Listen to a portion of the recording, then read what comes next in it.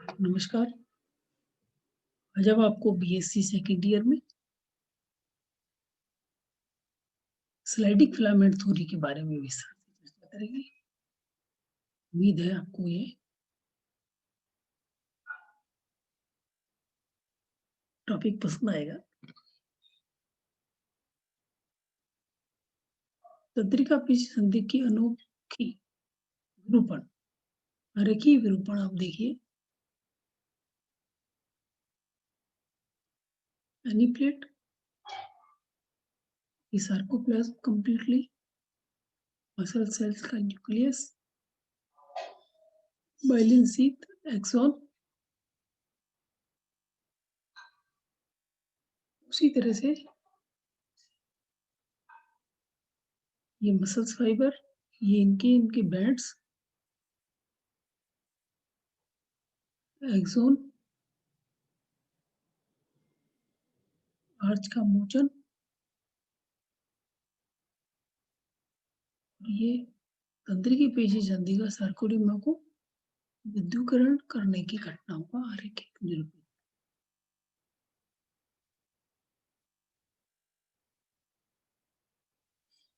सामान्यतः ऐसा माना जाता है कि पेशी तंतुओं में होने वाली संकोचन क्रियाओं को उपस्थित सभी पेशी तंतुओं के सामूहिक क्रियाशीलता के कारण संपन्न होती है।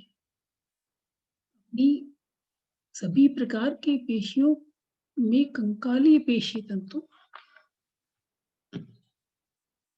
का व्यास अपेक्षाकृत अधिक होता है। इस कारण यह कह पाना कठिन है कि तंत्रिका आवेग का सक्रिय विभव नहीं है। ऐसा प्रतीत होता है कि पेशी में गहराई पर स्थित जंतुओं का पर विद्युत धारा देर से पहुंचेगी तथा इसकी क्रियाशीलता और तेज कम हो जाएगी, और पेशी तंतुओं की सामूहिक क्रियाशीलता और उत्तेजित का तेजी से फैलना पेशी तंतु की कोशिका द्रव्यों से सार्कोप्लाज्मिक रेटिकुलम तथा टी सेल्स, टी सिस्टम द्वारा संभव होता है। टी सिस्टम पेशी तंतुओं में उपस्थित एक महत्वपूर्ण संरचना है जो अनुपस्थित तंत्रिका तंत्र के नाम से जाना जाता है। यह तंत्र पेशी द्रव्य जालिका अर्थात सार्कोप्लाज्मिक रेटिकुलम के साथ मिलकर पेशी संकोचन की महत्वपूर्ण भूमिका निभाता है। टी सिस्टम पेशी तंतु के भीतर सार्कोलेमा के अंतर्वलन द्वारा बनता है। यह तंत्र बहुत ही महीन अनुप्रस्थ अनुदैर्ध्य नलिकाओं के रूप में जेड लाइन के क्षेत्र पर संपूर्ण सार्कोप्लाज्म के संकोचन पेशियों के रूप में फैला रहता है। सार्कोप्लाज्मिक रेटिकुलम कोशों और नलिकाओं में एक संगठित जाल की बनी होती है। नलिकाएं पेशी तंतुओं की समांतर व्यवस्थित रहती है। ये नलिकाएं जेड रेखा और एच जोन के संयुक्त होकर कोश बनाती है। अनुप्रस्थ नलिका तंत्र की नलिकाएं सार्कोलेमा से लेकर सार्कोप्लाज्मिक रेटिकुलम की सिस्टर्नी के बीच में होती ही सार्कोप्लाज्म में खुलती है। इनका बाहर खुलने वाला स्थान पास वाली सिस्टर्नी के द्वार पर मिलकर डायड ट्रायड कहलाता है। इन संरचनाओं के पेशी संकोचन के साथ विशेष उत्तेजन संकुल युग्मन के महत्वपूर्ण योगदान होता है। तंत्रिका आवेग में तंत्रिका पेशी संधि पर पहुंचने पर सार्कोलेमा उत्तेजित हो जाती है। इस क्रिया के फलस्वरूप विभिन्न आयनों में उत्पन्न गतिशीलता के कारण सार्कोलेमा का विध्रुवीकरण हो जाता है। सार्कोलेमा का विध्रुवीकरण तंत्रिका के अंतिम सिरे पर स्थित आधार पाद से बाहर निकले एसिटाइलकोलिन के सार्कोलेमा पर उपस्थित ग्रंथियों के संपर्क में आने से होता है। विध्रुवीकरण की यह तरंग सार्कोलेमा पर उपस्थित नलिकाओं के मुख्य द्वार से पेशी के अंदर प्रवेश करती है। अनुप्रस्थ नलिकाओं एवं सार्कोप्लाज्मिक रेटिकुलम में आपस में जुड़े रहने के कारण तरंग सर्कोप्लाज्मिक रेटिकुलम का भी विध्रुवीकरण कर देती है।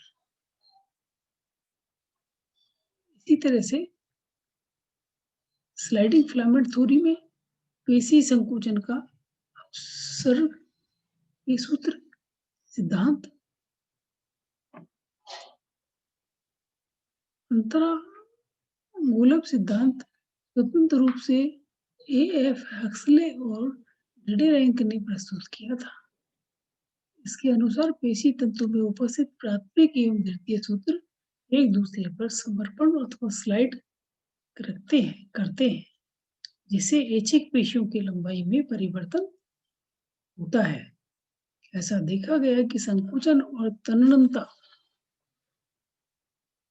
स्ट्रेचिंग दोनों क्रियाओं के संभवतः ए बैंड की लंबाई में कोई परिवर्तन नहीं होता, परंतु आई बैंड की लंबाई पेशी की लंबाई के साथ बढ़ती है। जैसा कि हम जानते हैं, ए बैंड की लंबाई मोटे सूत्रों में लंबाई के बराबर होती है, जिससे ये पता चलता है कि सूत्रों की लंबाई भी स्थिर रहती है। इसी प्रकार एच जोन की लंबाई आई बैंड की लंबाई के साथ साथ बढ़ती घटती रहती है, जिसके कारण एच जोन के अंत में एक दूसरे एच लाइन एच जोन के प्रारंभ की दूसरी लगभग समान बनी रहती है। ये दूरी द्वितीय एक्टिव सूत्रों की लंबाई के बराबर होती है। ये स्पष्ट पता चलता है कि संकुचन के समय इन सूत्रों की लंबाई लगभग समान रहती है। इन प्रेक्षणों से यह निष्कर्ष निकाला जा सकता है कि जब पेशी की लंबाई में परिवर्तन होता है तो सूत्रों की लंबाई में कोई परिवर्तन नहीं होता, परंतु इन सूत्रों में परिवर्तन दोनों समुच्चय और एक दूसरे पर सर्पण की क्रिया को प्रदर्शित करते हैं, जो आपको ये डायग्राम में दर्शाया गया है।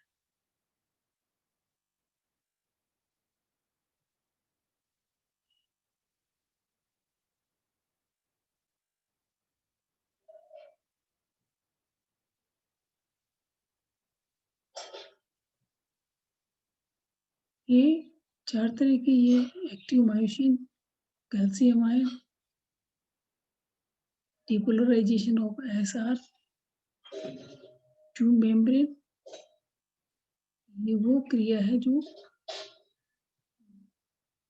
दूरी में काम में ली जाएगी। इस क्रिया में पहले सूत्र संकुचन के समय ए और टी के दूर तक गमन करते हैं तथा ये तंता के समय इन पट्टियों से दूर तक बाहर पेशियों संकुचन के समय अनुपस्थ सेतु महत्वपूर्ण भूमिका निभाते हैं तथा सर्पण गति वास्तव में अनुप्रस्थ सेतु की क्रियाशीलता परिणाम होती है। एची एक्सेल ने बताया कि मायोसिन अणुओं के शीर्ष पर एंजाइम एवं एक्टिव बद्धता के क्रियाओं के गुण पाए जाते हैं। ये अनुपर सेतुओं के एक्टिव से जोड़ने का कार्य करते हैं। मायोसिन अणुओं का हम गुण परिवर्तन ही महत्वपूर्ण होता है। इसमें अपसर्पी सूत्र सिद्धांत को आणविक स्तर पर समझाने में मदद मिलती है। अपसर्पी तंत्र में यह एक्टिन और मायोसिन अणुओं के मध्य में एक आयोजित अपेक्षित बल उत्पन्न होता है, जिससे इसी तरह सर्पण हेतु एक आयुक्त दिशा निर्धारित हो जाती है। समय पतले सूत्र में ये बैंड में एक दूसरे को और गमन करते हैं, जिससे ये बैंड के आधे भाग में अनुप्रस्थ सेतु एक दिशा में और एक दिशा में उन्मुख होते हैं तथा शेष दूसरी दिशा की ओर। इस प्रकार एक्टिन और मायोसिन क्रियाशीलता के समय उत्पन्न हुए बल की क्रिया को एक्टिन और मायोसिन अणुओं के अभिविन्यास पर निर्भर करती है। अकॉर्डिंग टू हेक्सले ने बताया कि पेशीय संकुचन के यम सूत्रों की दिशा में परिवर्तन मायोसिन अणुओं के व्यवस्थापन पर आधारित होती है। जैसे मायोसिन सूत्र के आधे अणुओं की दिशा एक और तथा शेष आधे अणुओं को दूसरी ओर होती है। सामान्यतः संकोचन के समय सार्कोमेयर की लंबाई लगभग 20% परिवर्तन देखा जाता है तथा इवेंट के आधे भाग में पतले सूत्र 1 माइक्रोन की चौड़ाई का हिस्सा तक गमन करते हैं। इससे यह मालूम चलता है कि संपूर्ण क्रिया में अनुपर सेतु एक्टिन सूत्र में एक ही स्थान पर संलग्न नहीं रहते हैं। हक्सले के अनुसार संकुचन के थोड़े समय में ही अनुप्रस्थ सेतु एक्टिन सूत्र में एक स्थान पर संलग्न रहते हैं। ये सेतु कुछ समय पश्चात इस स्थान से स्वतंत्र होकर नए स्थान पर संलग्न रहते हैं। यही सेतु कुछ समय बाद इस स्थान से स्वतंत्र होकर नए स्थान पर संलग्न हो जाते हैं।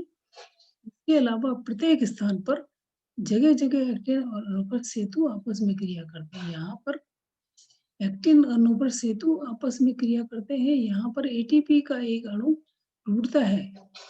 इसके टूटने से दोनों प्रकार के सूत्रों के माध्यम एक दर्पण बल स्लाइडिंग फोर्स उत्पन्न होता है। धन्यवाद।